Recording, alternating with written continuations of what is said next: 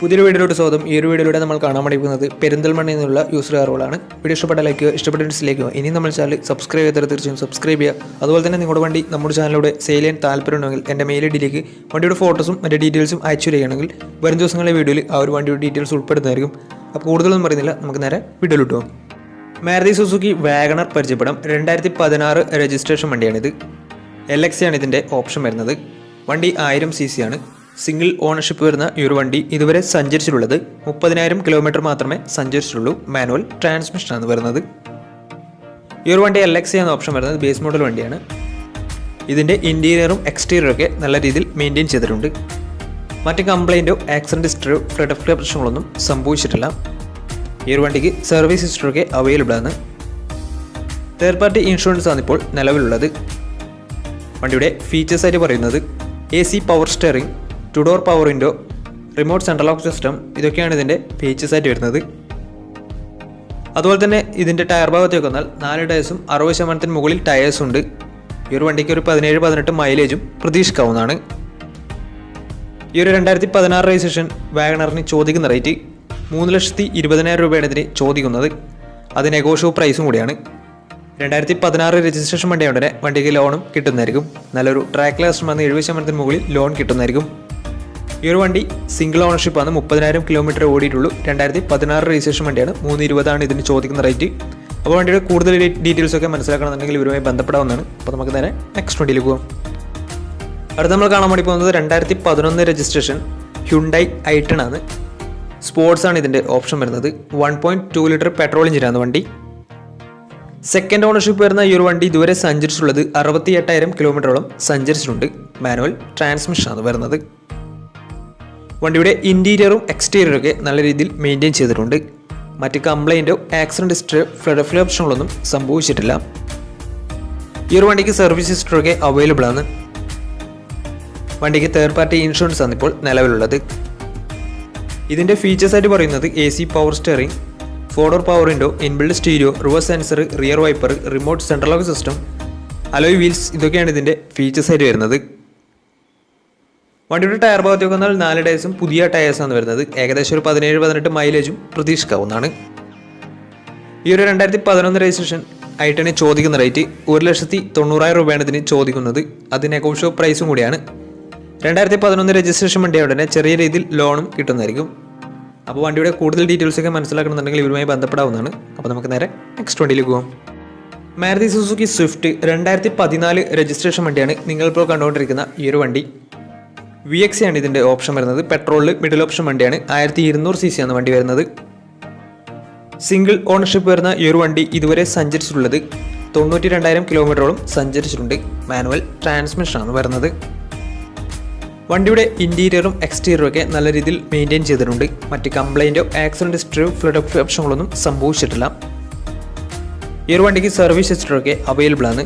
Third party insurance ആണ് ഇപ്പോൾ നിലവിലുള്ളത്.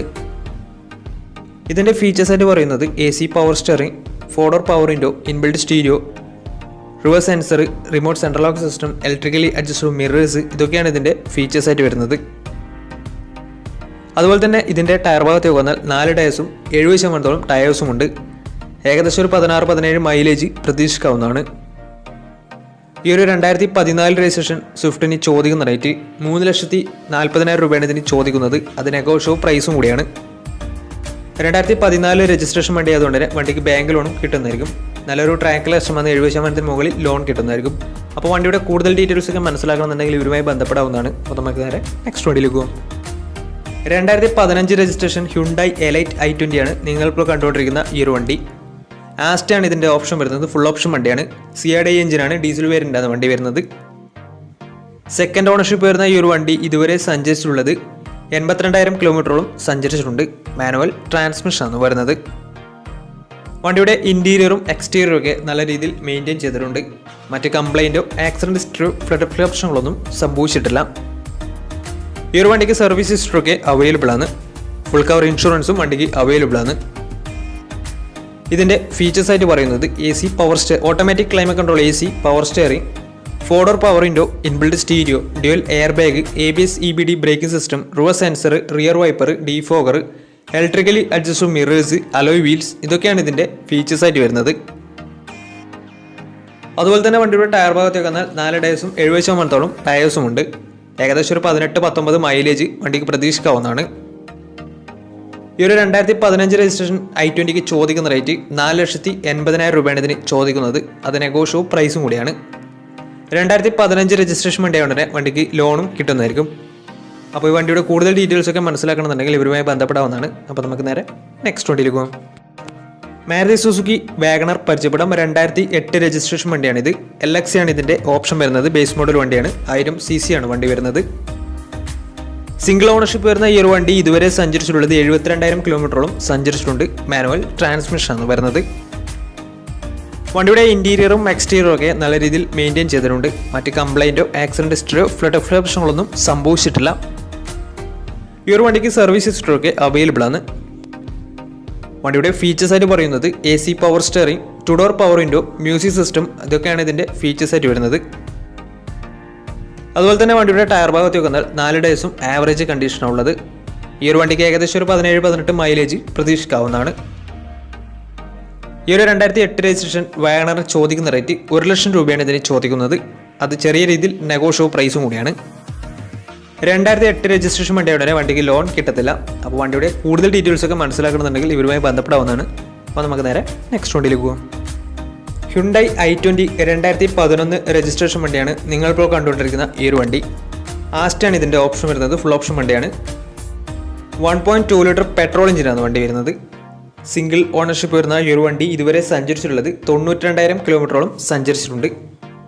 മാനുവൽ ട്രാൻസ്മിഷൻ ആണ് വരുന്നത്. വണ്ടിയുടെ ഇന്റീരിയറും എക്സ്റ്റീരിയറും ഒക്കെ നല്ല രീതിയിൽ മെയിൻറ്റെയിൻ ചെയ്തിട്ടുണ്ട്. മറ്റ് കംപ്ലൈൻറ്റോ ആക്സിഡന്റ് ഹിസ്റ്ററിയോ ഫ്ലഡ് പ്രശ്നങ്ങളൊന്നും സംഭവിച്ചിട്ടില്ല. ഈ ഒരു വണ്ടിക്ക് സർവീസ് ഹിസ്റ്ററി ഒക്കെ അവൈലബിൾ ആണ്.